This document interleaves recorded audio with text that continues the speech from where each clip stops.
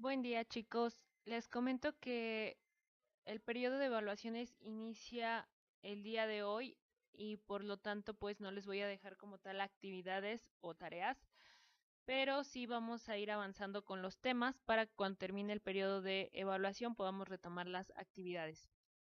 Antes de que iniciemos o más bien continuemos con el proyecto, vamos a ver cuáles son los subgéneros dramáticos, cuáles son las características del género dramático, aunque sé que ustedes ya lo han visto y ya lo saben, pero vamos a recordarlo.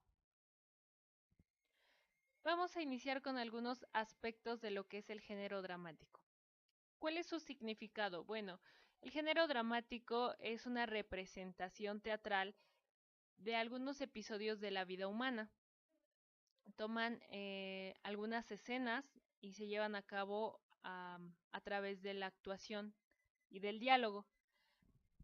¿Cómo inicia el género dramático? Sus comienzos son en Grecia y surgen como un culto al dios Dionisio, quien era el dios del vino. Entonces, en estos ritos, pues se lleva a cabo eh,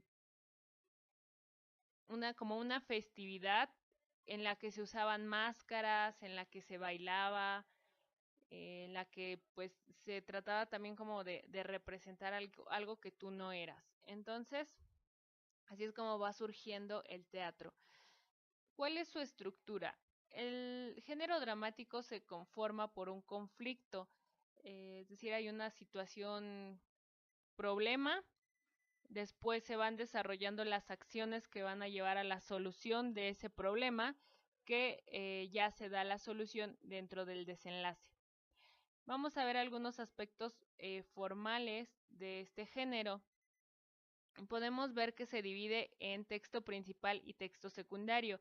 El texto principal se compone de los actos y de las escenas, que es, digamos, ya como la estructura interna. Estos actos y escenas, pues, se llevan a cabo a través de diálogos o de monólogos. El texto secundario es ya donde, digamos, se especifican las acciones de los personajes y las características que tienen esos personajes. La representación teatral como tal tiene dos elementos. Uno, que son los personajes, ya sean principales o secundarios, y dos, es la escenografía, que es el decorado, el vestuario, la iluminación, el sonido, todo lo que va o que forma parte del escenario. Bien, el género dramático se divide en subgéneros. En este caso tenemos subgéneros mayores y subgéneros menores. Vamos a ver cuáles son los mayores. Tenemos la tragedia, la comedia, el drama, la tragicomedia y el auto sacramental. Vamos a ver más adelante como los más importantes ya específicamente de qué se tratan. Ahorita se los comento a grandes rasgos. La tragedia es una obra que, como su nombre lo dice, siempre va a terminar en tragedia. Siempre va a terminar mal para el protagonista. La comedia pues tiene como característica principal que trata el tema de forma irónica y pues genera la burla o la risa. El drama pues en este subgénero, a diferencia de la tragedia, digamos, pues no es tan trágico, es decir, puede o no tener un final desafortunado para el personaje principal, pero sí lleva como mucho como sufrimiento. La tragicomedia pues es una mezcla entre la tragedia y la comedia. Tiene un poquito de de ambos subgéneros. El auto sacramental es, bueno, vamos a iniciar con cómo surgió el teatro en México.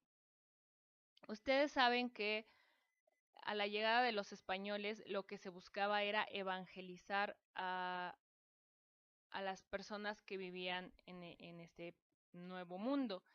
Entonces, lo que se hacía era, como no había, digamos, una buena comunicación oral, obviamente por las diferencias de lenguas, lo que se hacía era enseñar la Biblia o evangelizar a través de la actuación.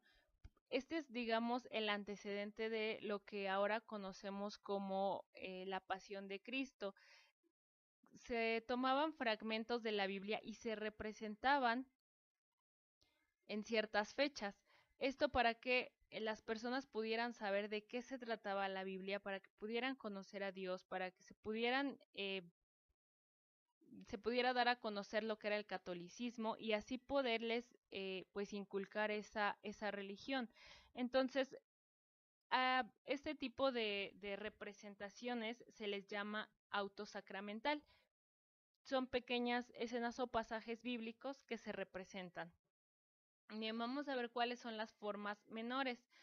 En este caso tenemos el entremés, el paso, el monólogo, la farsa, el vodevil, la ópera, la zarzuela, el sainete y la loa. En este caso, yo les voy a definir dos de los más importantes en un momento para que puedan identificarlos. Son demasiados y nos llevaría mucho tiempo definirlos todos, entonces solamente voy a tomar los más importantes. Subgéneros dramáticos. Tenemos la tragedia y la tragicomedia. Bien, la tragedia dice, rompe el orden del universo, lucha contra el destino y la fatalidad. Es decir, vamos a tener un personaje principal enfrentándose al universo, enfrentándose a su destino, pero que al final va a terminar de manera trágica o fatal. La tragicomedia tiene como personaje principal eh, a una persona poco compleja, es decir, no va a tener cambios en su personalidad, así como inicia, así va a terminar, es decir, si el personaje principal es bueno, va a terminar siendo bueno. Si el personaje principal es malo, va a terminar siendo malo. Persigue un ideal, en este caso yo les puse como ejemplo el amor, la amistad o la virtud, es decir, persigue algo que lo mueve en el mundo, en este caso puede ser el amor. El entremés era una pequeña obra de teatro que en la época del siglo de oro del teatro se representaba entre los descansos de una obra extensa. Es decir, en el siglo de oro las obras de teatro duraban bastante tiempo, hasta 6-7 horas. Entonces se daban tiempos para descansar y en esos tiempos se presentaban estas pequeñas obras que eran de un solo acto. El sainete. El sainete también era una obra breve, era de un solo acto. En este caso tenía que ser divertida y algo que la diferenciaba del entremés es que iba acompañada de música. Vamos a ver lo que es el teatro contemporáneo. No es como tal un subgénero, digamos que surge ya como al modernizarse el teatro, entonces em, se caracteriza porque ya trata temas sobre la familia, sobre asuntos sociales, temas filosóficos, políticos, ya que son más apegados a la realidad. Contiene un lenguaje coloquial por lo mismo de que son escenas de la vida cotidiana. Eh, Algo que caracteriza también este tipo de teatro es que es innovador, es decir, mmm, prueba ya nuevas formas de hacer teatro. Por ejemplo, ustedes saben que la forma convencional de hacer una obra de teatro pues es el escenario, los, las personas que están observando la obra de teatro y hay como, digamos, una barrera, ¿no? Eh, Tú estás observando, no participas, el actor no tiene interacción con el público. En este caso, ya dentro del teatro contemporáneo se empieza a involucrar un poquito más al público, tratar de que participe, tratar de que los actores se dirijan a los espectadores. Entonces, eso ya va siendo innovador, va siendo un cambio y lo va haciendo más dinámico. Otra característica que tiene pues es el realismo, que ya se los comentaba, son aspectos de la vida diaria o de la vida real. Características del texto dramático. En este caso hay que diferenciar lo que es como tal el género dramático y lo que es el texto dramático. El género comprende tanto el texto como ya la puesta en escena, es decir, la actuación. Y en este caso, pues el texto dramático es únicamente como el libreto, los diálogos. Bueno, vamos a ver aquí las características, pues es eso, el diálogo ya especifica los diálogos, las acotaciones, que recuerden que son las indicaciones para los actores, el escenario, qué tipo de escenario se va a emplear, la escenografía, qué es lo que va a haber al fondo, si va a ser una habitación, si va a ser un patio, a eso se refiere la escenografía. Los actos, aquí les decía, bueno, ya lo habíamos visto, lo que son los actos y las escenas. Los actos se identifican porque es cuando se cierra el telón. Una obra puede tener diversos actos, usualmente llegan a tener 3 en la actualidad. Las escenas se identifican porque están marcadas por la entrada o salida de algún personaje. Entonces, digamos que los actos se conforman de escenas. Entonces, a grandes rasgos, estas son las características del género dramático. Bueno, ustedes ya están leyendo su obra de teatro con la que van a hacer su lectura. En este caso no vamos a hacer como tal una representación teatral, únicamente es la lectura de los diálogos. Pero es importante que sepamos estas características. Entonces, algunos de ustedes me preguntaban qué extensión debía tener su diálogo.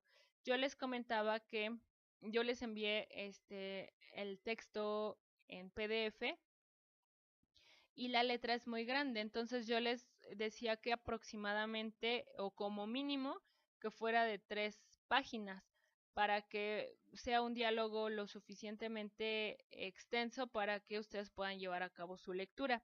Si se quieren extender más de las 3 páginas o quizá quieren leer una escena completa, está perfecto. No un acto, porque un acto sí les va a abarcar más diálogo. Entonces, les repito que sea mínimo 3 páginas o ya de ahí, si ustedes quieren leer una escena completa, está perfecto. Hay escenas muy pequeñas, entonces yo les diría que fuera lo de una escena, pero hay escenas que tienen 2, 3 diálogos únicamente, entonces por eso mejor les puse como mínimo 3 páginas. Entonces, espero que no tengan dudas. Vamos a finalizar esto aquí. Retomamos las actividades después de las evaluaciones y que tengan un excelente día.